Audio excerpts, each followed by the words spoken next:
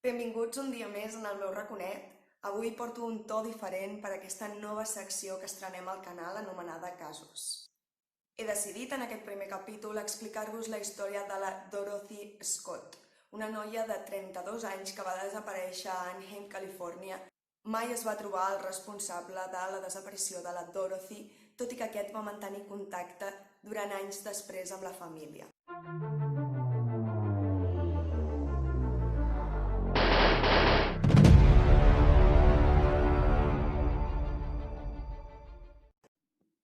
Per tal que conegueu millor la víctima, us la presentaré. La Dorothy va néixer el 23 d'abril de 1948 i vivia a Anaheim, com us he dit. Tenia un fill de 4 anys.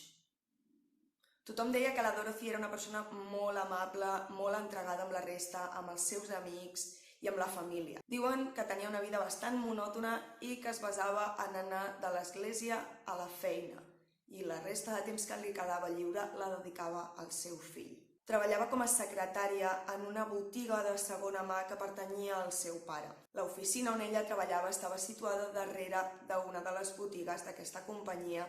Per tant, ella només tenia contacte telefònic amb els clients, mai presencial, cosa que és molt important en aquest cas. De fet, va ser allà a la mateixa feina on durant els primers mesos dels anys 80 va començar a rebre unes trucades molt estranyes.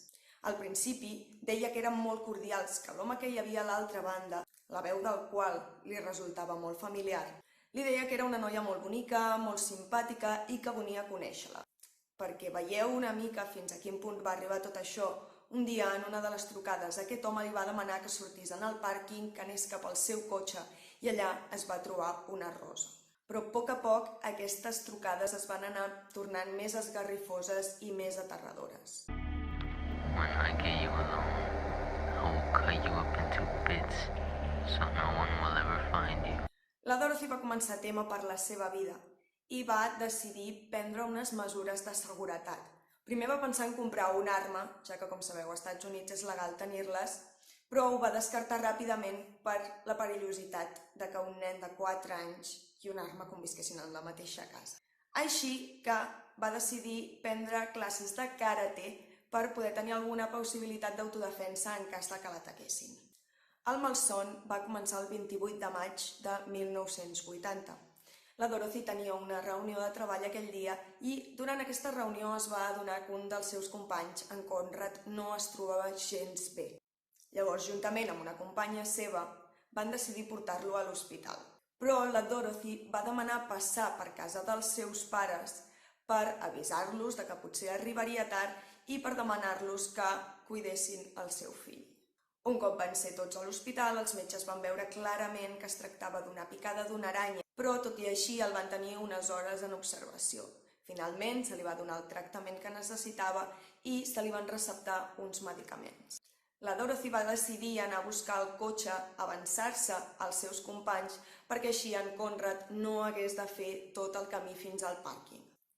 Però quan en Conrad i la companya surten de l'hospital, se'n van adonar que no hi havia ningú esperant-los i es van començar a inquietar i a molestar una mica.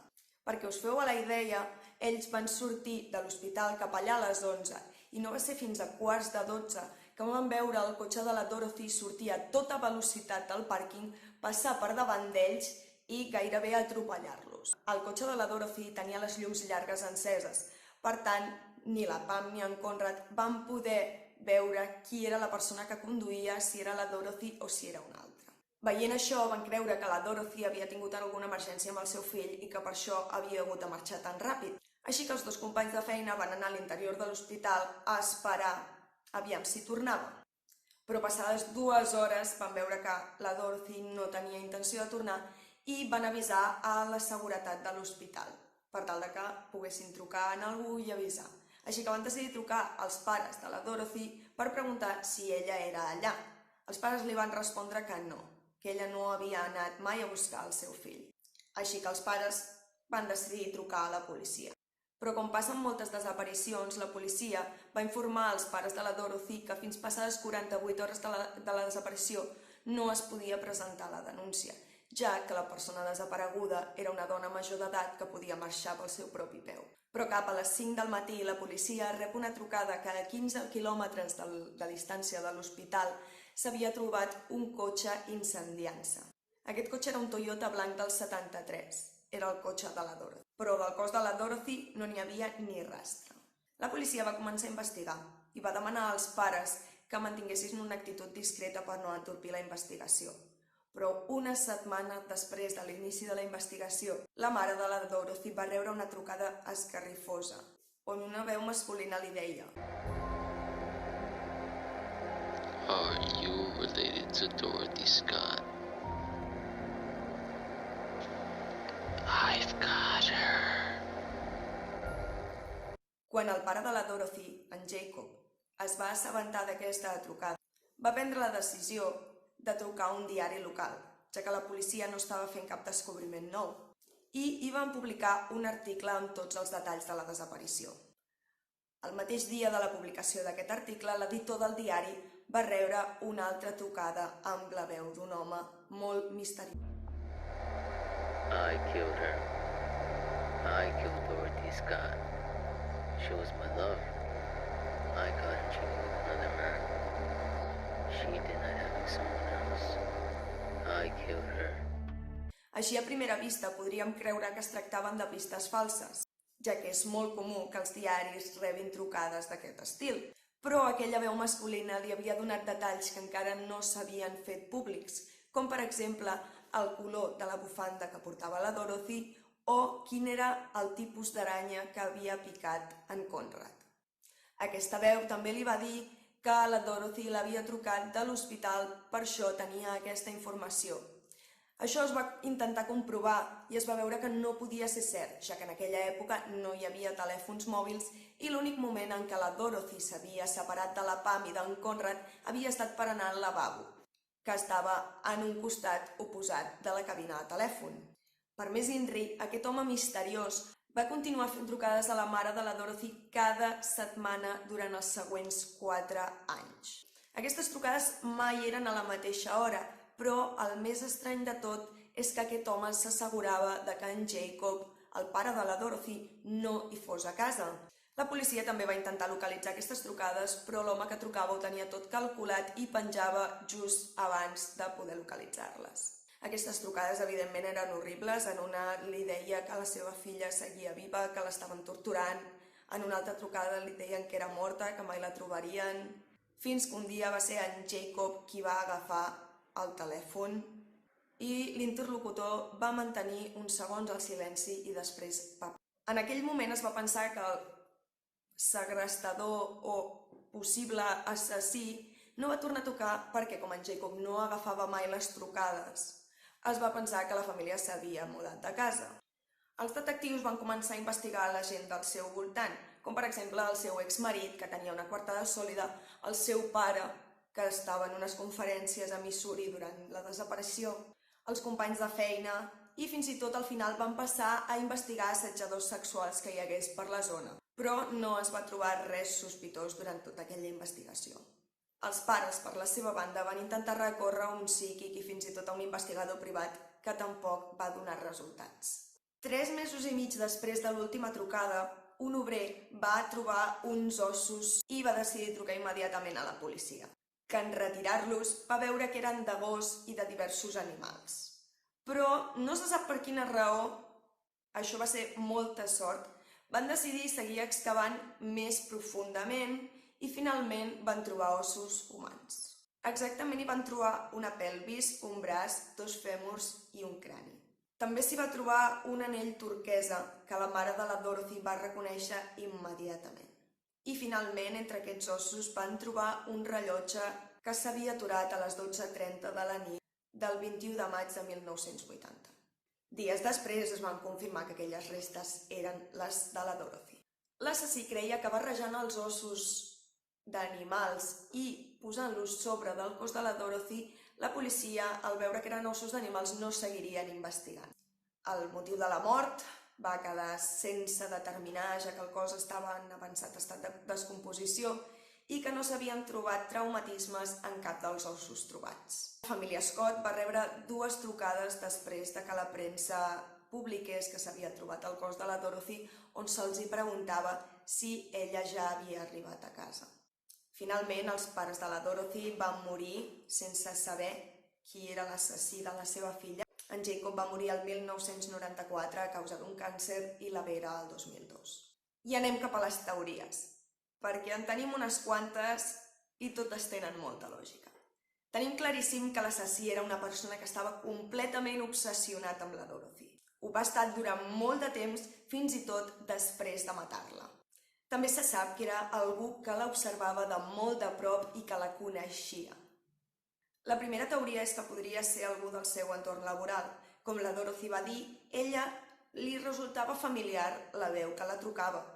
A més, un cop desapareguda, s'assegurava que el pare no hi fos mai durant les trucades. Recordem que la Dorothy treballava a l'empresa del seu pare i que, per tant, podia ser algun dels empleats, per tant, en Jacob podia reconèixer la veu. De fet, relacionat amb aquesta mateixa teoria, el fill de la Dorothy, molts anys després, va donar el nom d'una persona que havien tingut com a sospitós però que mai s'havia fet públic. Mike Butler, el germà d'una companya de la feina de la Dorothy. Es deia que era una persona bastant inestable i, a més, coneixia en Jacob. Una altra teoria parla de que podrien haver estat la Pam i en Conrad qui l'haguessin assassinat, perquè és molt sospitós que esperessin durant 2 hores a una persona que havia marxat amb el seu cotxe a aquella velocitat. A més que els únics que sabien els detalls del color de la bufanda o de l'aranya que havia picat en Conrad eren ells. I a més, ells dos van ser qui van dir que van veure sortir el cotxe a una gran velocitat, prova sobre la qual s'està basant tot el cas. Per desgràcia, no hi ha cap prova física que aclareixi res. Per tant, aquest cas, com molts altres, quedarà sense resoldre per sempre. Penseu que aquest cas va tenir lloc entre el 1980 i el 1984 i que es calcula que l'edat de la persona que va matar la Dorothy era d'uns 30 o uns 40 anys. El que vol dir que aquesta persona va quedar lliure i que va poder continuar cometent assassinats durant la resta de la seva vida. I si no ha assassinat a ningú més, ha viscut lliure tota la seva vida, tot i ser un assassí. A més, si ho penseu fredament, és molt probable que avui en dia aquesta persona encara estigui viva, tot i que ja tingui una avançada edat. Bé, doncs aquest és el primer cas de molts que penso explicar-vos. Sempre m'ha apassionat el misteri, els casos policials i espero que vosaltres també. Si és així, doneu-li a like, subscriviu-vos al canal, moltes gràcies i ens veiem a la propera. L'assassí del panellet! Suposo que sabràs per què som aquí. Per la mort del ninot, imagino. Evidentment, ens veiem obligats a fer-te unes preguntes després del misteriós succés en el que us veieu implicades diverses persones de Creadors TV. Endavant, feu. En primer lloc, quina relació hi havia entre tu i en Pitu Hype? En David Cat ens ha comentat que us portàveu a matar. Vaja, ja havia de parlar aquell tros de boca moll.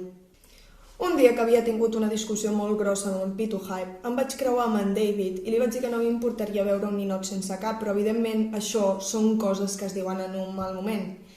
Amb en Pitu tenia una relació d'amor-odi. Per una banda teníem moltíssimes coses en comú, com per exemple la mala hòstia que calçàvem tots dos, però per l'altra, aquella vellaueta esgarrifosa que posava els pèls de punta. Volem saber també on et trobaves en el moment dels fets. Doncs estava a la sala de gravació, que es troba a un parell de metres de la cuina, acabant de preparar 4 coses pel meu proper vídeo. De fet, en Pitu va entrar-hi un moment i em va dir que anava a la cuina a fer un mos i que si necessitava qualsevol cosa. Algú podria confirmar això que ens expliques? Doncs no, evidentment, com us acabo de dir, l'única persona que vaig veure és en Pitu i ara mateix doncs és mort. Bé, per tant, tu mateix ens confirmes que et trobaves al lloc dels fets, a l'hora dels fets, i hi ha qui sospita de tu. Com a ser joc prou conegut, us heu trobat un cos a prop d'on jo estava i com que no hi havia ningú més a prop i no en teniu més pistes, anem a per la puta unicorni i ens la carreguem. Doncs posats a acusar així sense cap mena de proves perquè no parlem de la parelleta perfecta d'aventura per Japó. I tens alguna cosa a dir sobre ell? Alguna? Totes. tot el dia ocupats, que si doblatge per aquí, que si avui cantem per allà, que si un viatget al Japó, que si ara ho patem a Twitch... L'únic que fan és estar tot el dia ocupats per buscar coartades i amagar totes les coses fosques que hi deuen fer al darrere de tanta alegria i tanta joia. Més val que calli, que encara diré alguna cosa fora de lloc.